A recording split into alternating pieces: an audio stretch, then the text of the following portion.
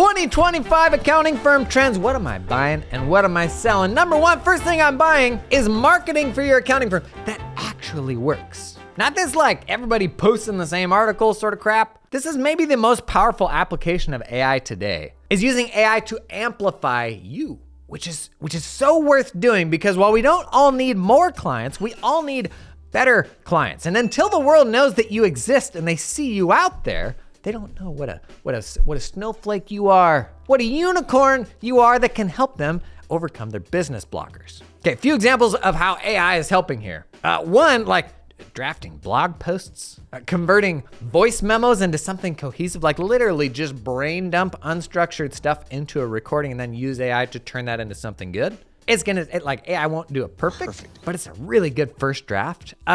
Video editing tools have gotten unbelievably good in the last 24 months. You look at a tool like Descript, it's so good now. Like, you need no editing expertise to use it. You can even hire a VA who has no editing experience to have them like chop down conversations or piece together a video that you can put out for your firm. Like, it has never been easier than it is now. And I guarantee you are not reaching the most premium clients who will work with you until you're being visible online. Number two, what am I selling in 2025? What am I not hot on? All-in-one software. I know, super not popular. We all want just one tool to run our entire firm, right? Wouldn't that be nice?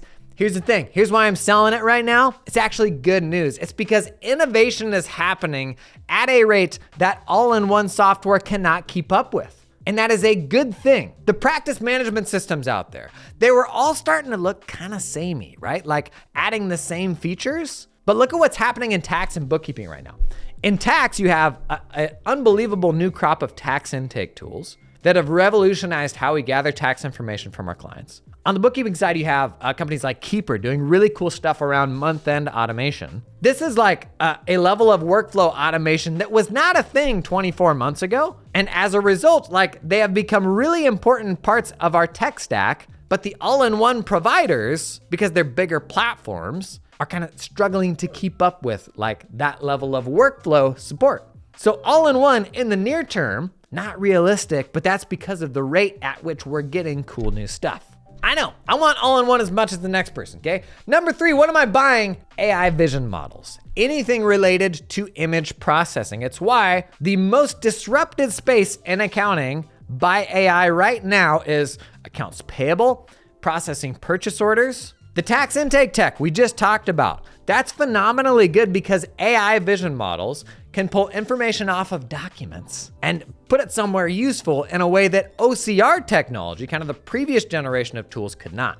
Now, it's like still early days for AI vision models, and I'm disappointed I don't see them being applied more widely, but I've literally like met accountants who have lost their jobs because invoice processing has gotten so good that you don't need those same receiving roles and some of those internal accounting roles in the same way that you used to. Number four, I am selling, hot take here, you ready? AI agents. I'm selling them. What? I thought it was the year of the AI agent. Here's the thing. AI agents are going to become a thing. In fact, OpenAI is working on their own that we're supposed to get here pretty soon, and we'll definitely be talking about it. But at the current state of that technology, it's still pretty slow and really expensive. So there will be a day when AI agents are amazing. And AI agents, if you don't know, it's something that can navigate a computer the same way that a human user would. I just tell it to go do a thing and it like can see the screen, it can work through the different apps and just figure out on its own how to do that thing. There will be a day where they're helpful, but I don't think it's gonna be this year. Later in the year, we may get like a few specific use cases where it could be interesting, but I think we're realistically probably looking out to 2026 and beyond for like mind-blowingly cool AI agent stuff, which it is the holy grail to just tell a robot to go and do a thing for you. Speaking of robot, don't get me started on robots. Can I answer to bonus buying? 4.5, I'm buying like physical robots because the things that I'm seeing on social media are just terrifying. Okay, number 5, what am I buying? The accountant micro-influencer. I know, I'm cringing too. I do every morning when I look in the mirror. But here's the thing, the notion of like this, and it's super cheesy, but they call them like Mosey style businesses, like the Alex Hermosi or the Gary Vee style content. where it's like kind of a specific type of thought leadership for a very specific person. These businesses are hot right now. Like, people are gobbling this content up, as evidenced by just the volume of bad tax and accounting advice you see online, right? At a certain point, we gotta like flip the script and be the ones actually producing that, because there's a big appetite for it on the other side if you do it for a specific enough type of person. It's all about positioning here, creating content for a very specific type of entrepreneur that will then come and work with your firm. The mega influencers, by and large, have gone away. You've got a few exceptions to that, but increasingly people consume from micro influencers, very specific types of influencers. And the model of building a firm around a creator, man, that's super high leverage. You're one of one. You can command really good fees. I think that's just gonna keep growing headed into next year. Number 6, I'm selling, I hate to say it, bookkeeping automation. I mean, think back to last year. What like cool new tech developments did we get in bookkeeping that you're actually putting into practice?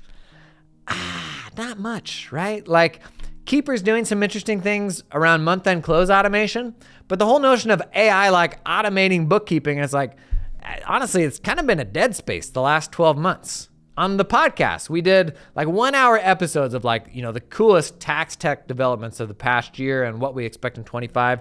Then we did the same for bookkeeping. And the bookkeeping one was like, 2024 was kind of a bummer for new bookkeeping tech. And I'm having a hard time putting my finger on like a specific thing that could be just around the corner for bookkeepers that's gonna make our life vastly simpler. Okay, number 7, I am buying accountants selling to accountants. There's a growing number of accountants out there who are hanging up the sticks, turning in their accounting firm to go do fractional support for other accounting firms around all sorts of different things, like state and local tax, implementing AI into your accounting firm. And it is such an accountant thing to do, to be like, well, if you really knew what you were doing, you'd be doing it for yourself. The world doesn't need another coach. But here's the thing. How many out-of-touch people are shouting at us every single day from our software vendors telling us how to run an accounting firm? If somebody's going to tell me what to do, I would love it if that person was an accountant that's actually done that thing before. And am I biased here? 1,000,000%, because I used to run an accounting firm and now I don't, but here I am telling you what to do, right? But I can tell you, I would much rather like be in business with other accountants helping me run my firm better than if you go back to like 2020 when we were like peak webinar. Every single one of those webinars are being run by software product people, and that's how we're learning. No, thank you.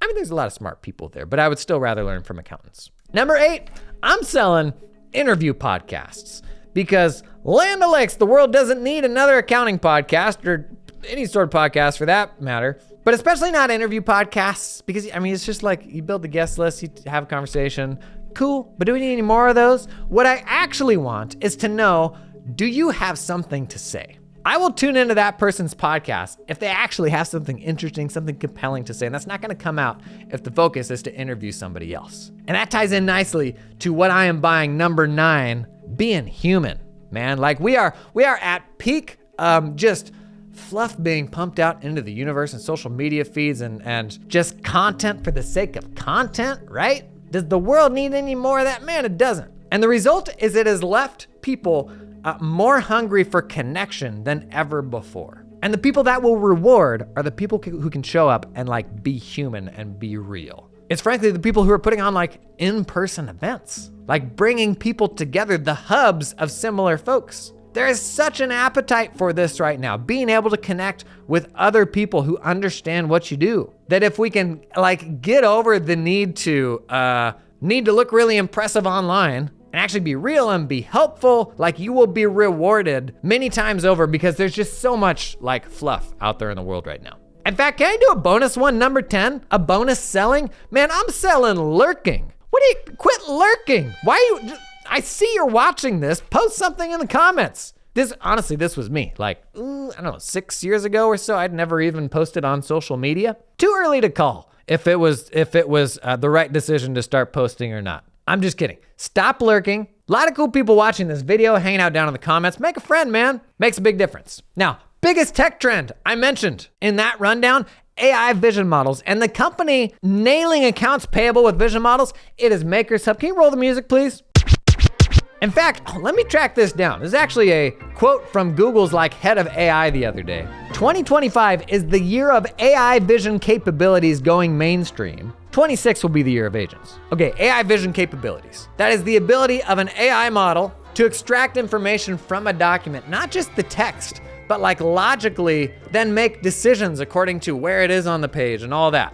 Not just what OCR did, which was kind of accurate text extraction. And where this is most impacting the accounting profession is on accounts payable processing, purchase orders. And the first company I saw absolutely crushing this was Makers Hub. We've done a few demos of them on the channel now if you wanna see how it works in 5 minutes. It's incredibly compelling. I had clients for whom we could have wiped out 80% of that accounts payable function. And honestly, in every single one of those situations, their in-house accountants were like, yeah, this is kind of my least favorite part of the job. Super sharp team over there. And the customization even goes down to the specific company, where you change the handling for a specific vendor invoice you get on a specific company. You do that once, and it learns that, so it does it that way every single time going forward. You know how they've said oh, we've finally removed manual keying from the invoice processing process. You know they've said that for the last decade, but that hasn't been the case? We might actually be getting really close to that right now. Learn more about Makers Hub, check out the link down in the video description.